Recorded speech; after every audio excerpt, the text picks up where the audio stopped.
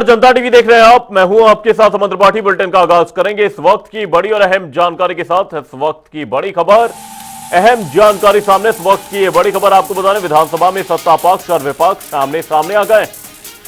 नेता प्रतिपक्ष यशपाल आर्य ने सरकार पर निशाना साधा। उत्तराखंड पर बढ़ते कर्ज को चिंता का विषय बताया।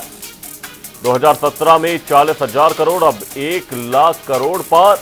इनकम के नए स्रोत सरकार नहीं खोज पा रही। और यशपाल आर्य ने पेपर लीक पर भी सरकार को घेरा। यह बड़ी और अहम जानकारी आपको बताने, और साथ ही स्वास्थ्य सेवाओं में गिरावट पर चिंता व्यक्त की। विधानसभा में सत्ता पक्ष और विपक्ष आमने सामने आ गए और इसी दौरान नेता प्रतिपक्ष यशपाल आर्य ने सरकार पर निशाना साधा। उत्तराखंड में बढ़ते कर्ज को लेकर चिंता व्यक्त की और साथ ही इनकम के नए स्रोत सरकार नहीं खोज पा रही, ये बात कहते हुए निशाना साधते हुए नजर आए। वहीं यशपाल आर्य ने पेपर लीक को लेकर भी सरकार को कटघरे में खड़ा किया और साथ ही स्वास्थ्य सेवाओं में गिरावट को लेकर चिंता व्यक्त की।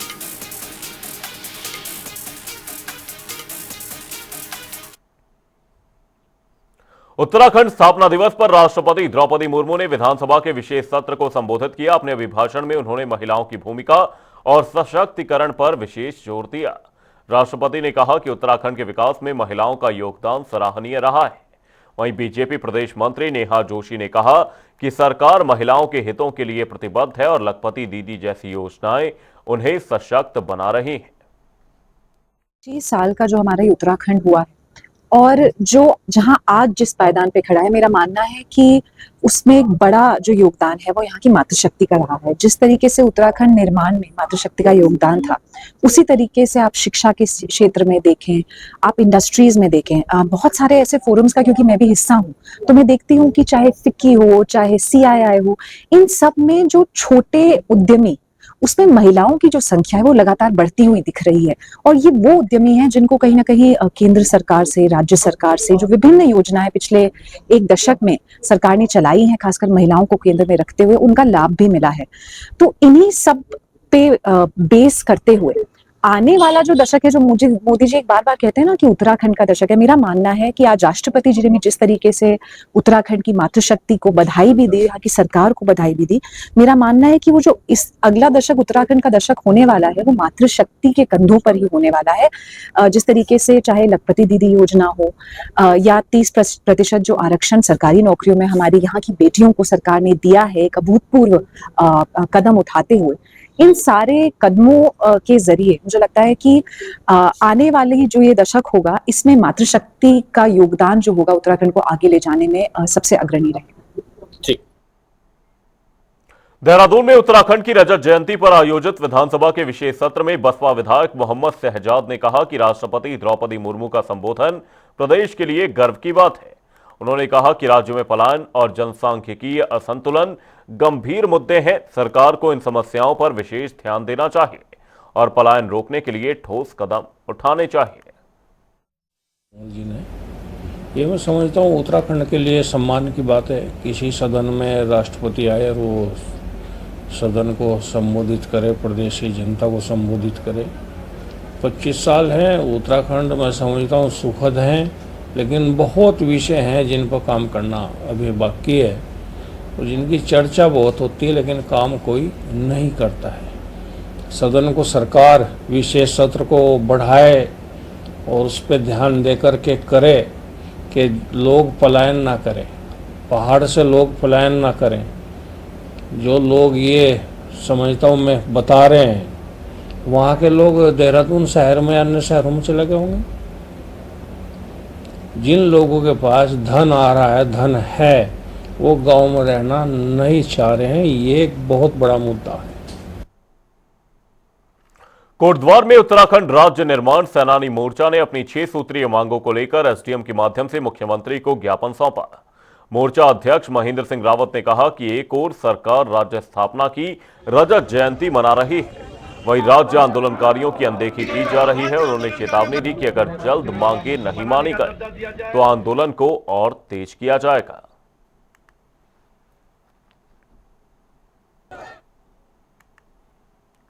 हरिद्वार में जिलाधिकारी मयूर दीक्षित की अध्यक्षता में जन सुनवाई कार्यक्रम का आयोजन किया गया। इस दौरान कुल 60 शिकायतें दर्ज की गई, जिनमें से 29 का मौके पर ही निस्तारण किया गया, जबकि शेष को संबंधित विभागों को भेजा गया। डीएम ने अधिकारियों को निर्देशित किया है कि जनता की समस्याओं का त्वरित और समयबद्ध समाधान सुनिश्चित करें, अन्यथा लापरवाही बरतने वाले अधिकारियों पर कार्रवाई की जाएगी। कार्यक्रम किया गया है सर, पूरी कितनी शिकायत आई, किस तरह से निस्तारण हुआ? देखिए, आज सोमवार को प्रत्येक सप्ताह की तरह जन सुनवाई कार्यक्रम आयोजित किया गया, जिसमें अभी तक 60 शिकायतें दर्ज की गई हैं। इसमें विभिन्न विभागों की शिकायतें आई थी, जिसमें कि कुछ जल निकासी को लेकर थी, कुछ रास्ते पर अतिक्रमण या उनके खेत पर या चक्रोड आदि पर अतिक्रमण को लेकर थी। और इसमें विभिन्न जो विभागीय अधिकारी थे उनको मौके पर ही शिकायतकर्ता से वार्ता कराकर उसका समाधान करने का प्रयास किया गया है। इसके अतिरिक्त सीएम हेल्पलाइन की शिकायतों का भी आज रिव्यू किया गया है, और इसमें कुछ विभाग है जिनके पास 36 दिन से अधिक शिकायतें लंबित थी, उन विभागों को भी चेतावनी दी गई है कि वो तत्काल पुरानी शिकायतों को शिकायतकर्ता से वार्ता करके उसका निस्तारण करें। सर, हरिद्वार में सड़क सुरक्षा को लेकर सख्ती बढ़ा दी गई है। जिलाधिकारी मयूर दीक्षित की अध्यक्षता में सड़क सुरक्षा समिति की बैठक में जनवरी से अक्टूबर 2025 तक हुई दुर्घटनाओं की समीक्षा की गई। इस दौरान डीएम ने बताया कि अधिकांश हादसे सुबह और शाम के समय हुए हैं। इन क्षेत्रों को ब्लैक स्पॉट चिन्हित कर निगरानी बढ़ाई गई है। सुरक्षा की जो जिला कमेटी उसकी आज मासिक बैठक ली गई, जिसमें ये देखा गया कि कहां पर पिछले 8 से 9 महीने, जब से हमारा ये 2025 साल है, तो जनवरी से लेके अक्टूबर तक की जो दुर्घटनाएं हुई हैं उसका समीक्षा की गई। उसमें हमने देखा कि जो अधिकतर दुर्घटनाएं हुई हैं वो नेशनल हाईवेज पर हुई हैं, क्योंकि वहां पर ट्रैफिक लोड भी ज्यादा रहता है। और उन पैचेस को भी आइडेंटिफाई किया जाए जहां पर ज्यादा एक्सीडेंट्स हुए हैं और किस टाइम ड्यूरेशन में एक्सीडेंट हुए हैं। तो ये निष्कर्ष निकला है कि शाम के 6 से 9 और सुबह के 6 से 9 इस टाइम में मैक्सिमम एक्सीडेंट्स हमारे जनपद में हुए हैं। तो एनफोर्समेंट टीम्स को इसी टाइम पीरियड में जहां पे ज्यादा दुर्घटना हुई उसी एरिया में आइडेंटिफाई करके प्लेस किया जाएगा। और रैश ड्राइविंग और ओवर स्पीडिंग सबसे बड़ा कॉज निकल के आया है एक्सीडेंट्स का, तो उसी पर हम लोग इस बार सख्ती करेंगे। सर, परिवहन विभाग की जो बैठक हुई है अभी डीएम साहब के साथ, क्या बैठक थी, पूरा क्या मामला? देखिए, जो जिला सड़क सुरक्षा समिति है उसकी हर माह रोड सेफ्टी को लेकर एक बैठक होती है। वो बैठक आज डीएम सर ने ली है पिछले माह की।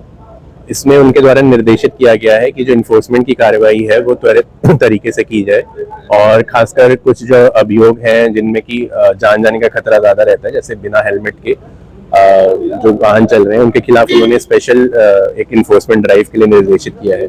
साथ ही उन्होंने जो सड़क कार्यदायी संस्था है उनको निर्देशित किया है कि सड़कों पे जो भी गड्ढे हैं उनको हटा दिए जाए, एवं जितने भी जो हमारे ब्लैक स्पॉट्स बने हुए हैं उनका रेक्टिफिकेशन जल्दी हो जाए। इसके साथ ही उन्होंने जागरूकता कार्यक्रम के लिए भी सभी जो जितने स्टेक होल्डर विभाग हैं उनको निर्देशित किया है। ठीक है। उत्तरकाशी पुलिस ने ड्रग्स फ्री देवभूमि मिशन के तहत बड़ी कार्रवाई की है। पुरोला पुलिस ने 930 ग्राम अवैध चरस के साथ एक युवक को गिरफ्तार किया है। आरोपी आर्यन सिंह रावत मोरी क्षेत्र से चरस लेकर देहरादून ले जाने की फिराक में था। वहीं एसपी कमलेश उपाध्याय ने पुलिस टीम को 2500 रुपए का नकद पुरस्कार दिया। साथ ही कहा कि नशे के सौदागरों को किसी भी हाल में बख्शा नहीं जाएगा।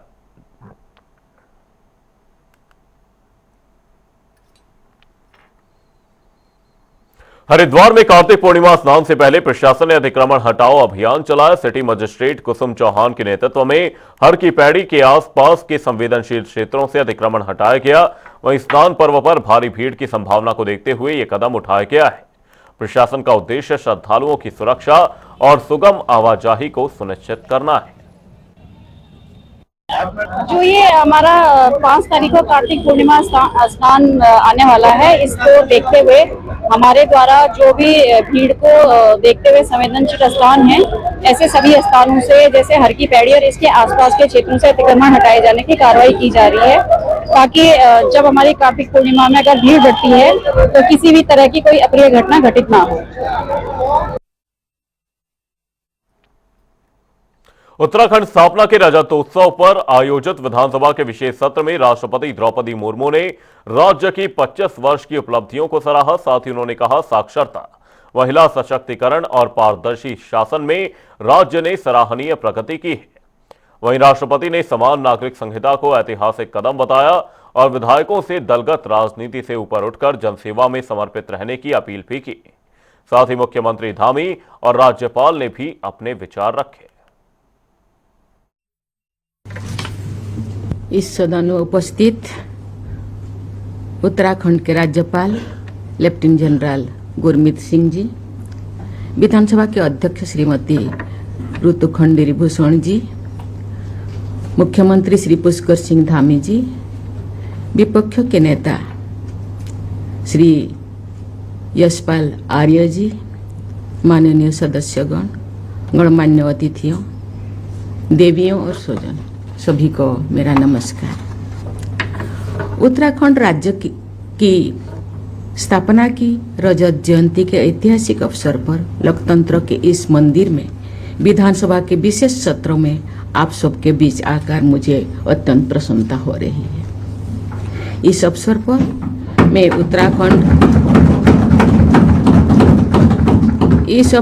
मैं उत्तराखंड विधानसभा के पूर्व और वर्तमान सदस्यों तथा राज्य के सभी निवासियों को बहुत बहुत बधाई देती हूँ।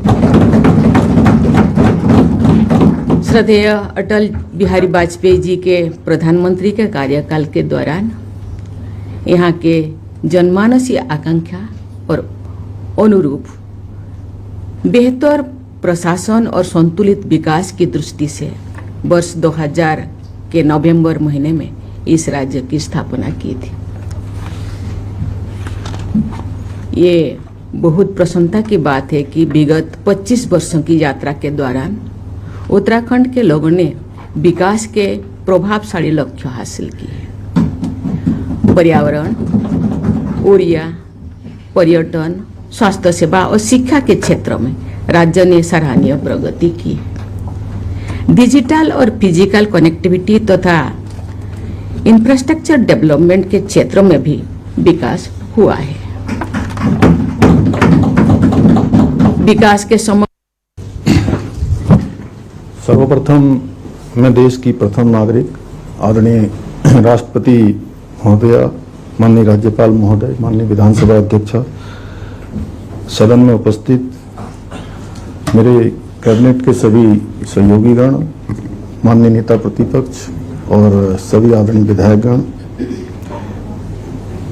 उत्तराखंड राज्य स्थापना के 25 वर्ष पूर्ण होने के अवसर पर आयोजित इस विशेष सत्र में मैं आप सभी का हृदय से स्वागत करता हूं, आप सबका अभिनंदन करता हूं।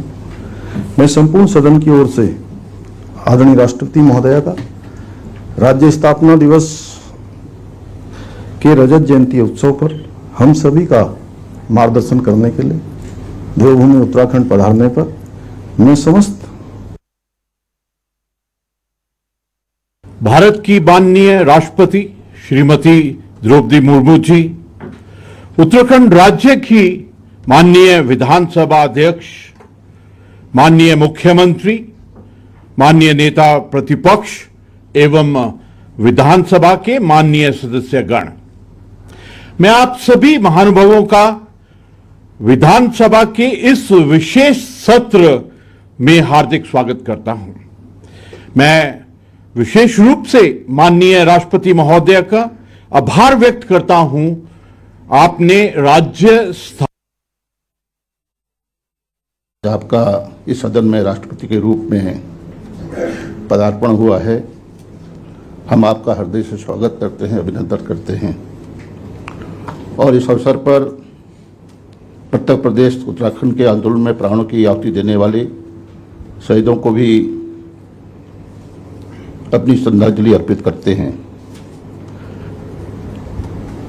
आदरणीय राष्ट्रपति जी, उत्तराखंड सभी मानकों में एक विशिष्ट प्रदेश है। उत्तराखंड स्थापना दिवस पर आयोजित विशेष सत्र में राष्ट्रपति द्रौपदी मुर्मू ने राज्य की 25 वर्ष की विकास यात्रा पर प्रकाश डाला। साथ ही उन्होंने मुख्यमंत्री धामी की ओर से लाए गए यूसीसी, नकल विरोधी और दंगा विरोधी कानूनों की सराहना की। वहीं राष्ट्रपति ने महिला शिक्षा व सशक्तिकरण की उपलब्धियों की प्रशंसा करते हुए कहा कि उत्तराखंड को देश का नंबर 1 राज्य बनाना है, इसके लिए सबको मिलकर काम करना होगा। देखिए, सभी माननीय सदस्यों ने और कांग्रेस विधानमंडल दल ने माननीय राष्ट्रपति श्रीमती द्रौपदी मुर्मू जी का स्वागत भी किया, अभिनंदन भी किया और निश्चित रूप से उनके उद्बोधन को भी हमने बहुत गंभीरता से सुना है। और प्रश्न भी है कि 25 वर्ष पूरे होने जा रहे हैं, हम दहलीज पर खड़े हैं। 9 नवंबर को हम 25वें वर्ष में मनाते हैं, 9 नवंबर। लेकिन सवाल आज भी वही हैं, जब राज्य निर्माण के लिए संघर्ष कर रहे थे और आंदोलनकारी सड़कों पर अहिंसात्मक तरीके से लड़ाई लड़ रहे थे, तो उसमें हमारे शहीदों को अपने प्राणों की भी आहुति देनी पड़ी, बलिदान दिया, मौतें हुई। उनका यही था कि हमारी सरकार होगी, हमारे द्वार आएगी और जो असंतुलित विकास है उस पर विराम लगेगा और जो रोजगार नहीं है, पलायन मुख्य कारण है, रोजगार न होना, उस पर अंकुश लगेगा और जो हमारे प्रमुख आय के स्रोत हैं, रोजगार के स्रोत हैं, जैसे कि इसे हम ऊर्जा प्रदेश शुरुआत में कहते थे, ऊर्जा प्रदेश है, पर्यटन प्रदेश है। आइए ये बात ऊर्जा प्रदेश के बारे में हम कोई चर्चा नहीं करते, न पर्यटन की बात करते हैं। ये हमारी आर्थिक का आधार, मजबूत आधार था। सबसे पहले मैं उत्तराखंड राज्य की 25वीं वर्षगांठ रजत जयंती की बहुत बधाई दे रहा हूं, बहुत शुभकामनाएं दे रहा हूं और अपने उन तमाम शहीदों को भी नमन कर रहा हूं जिनकी शहादत के बल पे उत्तराखंड राज्य बना। हम सभी का सौभाग्य है कि आज इस रजत जयंती के विशेष सत्र के दौरान विधानसभा में माननीय राज्यपाल जी के साथ साथ महामहिम राष्ट्रपति द्रौपदी मुर्मू जी का मार्गदर्शन मिला। जिस प्रकार से उन्होंने अपनी बात रखी, वास्तव में हमें प्रेरणा का काम करेगा। जैसे उन्होंने महिलाओं के बारे में बात की, जैसे यहाँ की उन्होंने प्रकृति के बारे में बात की और विशेषकर यहाँ की देवभूमि के बारे में चर्चा की और जिस प्रकार से विधायकों को, चूंकि वो खुद भी विधायक रही, उन्होंने उस बारे में भी अपनी बात करते हुए उन्होंने बताया कि विधायक किस प्रकार से जनता की सेवा कर सकते हैं। इस प्रकार का मार्गदर्शन किया है। निश्चित रूप से हम सबके लिए पाथे का काम करेगा। मैं इस उत्तराखंड की पावन धरती से उनका बहुत अभिनंदन कर रहा हूँ। वैसे तो हमारे यहाँ पहले भी राष्ट्रपति प्रणब मुखर्जी साहब आ चुके हैं, ये हमारे लिए ऐतिहासिक क्षण था, बहुत ही अभिनंदनीय क्षण था। मैं उनका फिर से अभिनंदन कर रहा हूँ। Thank you. 5 नवंबर को दून यूनिवर्सिटी में राज्य स्थापना की रजत जयंती के मौके पर दूसरा प्रवासी उत्तराखंडी सम्मेलन आयोजित होने जा रहा है, जिसको सरकार नया विकास मॉडल बता रही है, तो वहीं विपक्ष इसे दिखावा कह रहा है। ये रिपोर्ट देखिए।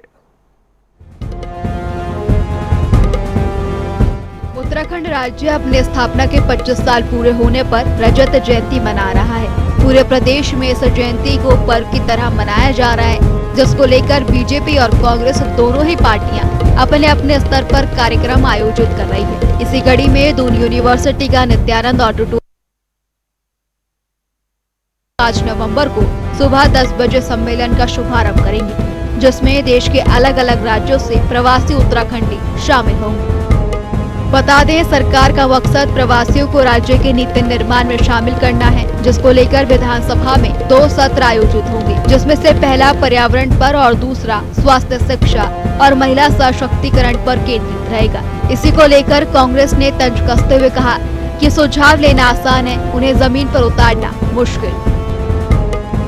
उत्तराखंड के अंदर प्रवासी सम्मेलन करने जा रही है। अच्छी बात है, प्रवासी सम्मेलन करें। आपने पहले भी इन्वेस्टर समिट किया था, कई लाख करोड़ रुपए आपने इन्वेस्टर की आओ भगत में आपने खर्च कर दिए, लेकिन आप ये नहीं बता पाए उत्तराखंड के अंदर कितने इन्वेस्टर यहाँ पर उत्तराखंड में आए और कितनों ने यहाँ पर रोजगार स्थापित किए और कितने लोगों को रोजगार आपने दिया। प्रवासी जो आप यहाँ पे सम्मेलन करने जा रहे हैं, उनकी राय आप लेंगे। उत्तराखंड का जो लोग हैं, जो यहाँ के ज्ञाता हैं, उत्तराखंड की भौगोलिक परिस्थिति से जो लोग अच्छी तरह से वाकिफ हैं, उनसे आप सलाह मशवरा नहीं लेंगे। सलाह आप ले लें, लेकिन उसको इम्प्लीमेंट भी होना चाहिए, धरातल पे वो चीजें दिखनी चाहिए। जो सलाहें आपने ली हैं तो आपने कहाँ पे उसका उपयोग किया है? सरकार सिर्फ एक दिखावा कर रही है। और अगर सरकार सही मायने में प्रदेश का विकास करना चाहती तो आज हमारे प्रदेश के अंदर से पलायन लगातार बढ़ता जा रहा है, बेरोजगारी अपने चरम पर चली गई है, भ्रष्टाचार के मामले में उत्तराखंड पहले स्थान पर आने वाला है। सरकार को इन मुद्दों पे भी बात करनी चाहिए और यहाँ के जो युवा वर्ग हैं और जो यहाँ के जानकार लोग हैं उनकी राय लेनी चाहिए। और उत्तराखंड में और राजनीतिक दल भी हैं और कई एनजीओ भी हैं, कई बुद्धिजीवी हैं, उन सभी लोगों की राय ली जानी चाहिए। मैं समझता हूं जब सबकी राय ली जाती तो उत्तराखंड का विकास भी होता। सरकार सिर्फ एक खाना पूर्ति मात्र कर रही है। वहीं कांग्रेस के तंज पर बीजेपी प्रदेश मीडिया प्रभारी मनवीर चौहान ने पलटवार करते हुए कहा कि कांग्रेस सिर्फ नकारात्मक राजनीति कर रही है, जबकि सरकार भविष्य का रोड मैप बना रही है। देखिए, हमारी भारतीय जनता पार्टी की सरकार और आदरणीय मुख्यमंत्री पुष्कर सिंह धामी जी उत्तराखंड राज्य कैसे हर क्षेत्र में आगे बढ़े और इसमें जन सहभागिता के साथ साथ हमारे उत्तराखंड के अनेकों लोग जो देश के अन्य शहरों में रहते हैं, अन्य राज्यों में रहते हैं और विदेशों में भी रहते हैं, उनकी भूमिका भी इसमें हो और उनका सुझाव भी इसमें हो, उनका सहयोग भी इसमें अधिक से अधिक उत्तराखंड राज्य को आगे बढ़ाने के लिए हो। इसके लिए सरकार के द्वारा लगातार प्रयास किया गया। पूर्व में भी प्रवासी सम्मेलन हमारी सरकार के द्वारा आयोजित किया गया और इस वर्ष राज्य स्थापना दिवस के अवसर पर प्रवासी सम्मेलन आयोजित किया जा रहा है, जिसमें राज्य के हमारे अनेकों लोगों के सुझाव सम्मिलित किए जाएंगे राज्य के विकास के लिए। वहीं जो हमारे प्रवासी लोग हैं जिनकी बहुत ही महत्वपूर्ण भूमिका राज्य के विकास के लिए हो सकती है, उनके भी सुझाव होंगे, उनके विचार होंगे, उनको इसमें आमंत्रित किया गया है और इसमें एक मंथन भी किया जाएगा राज्य के विकास को लेकर के।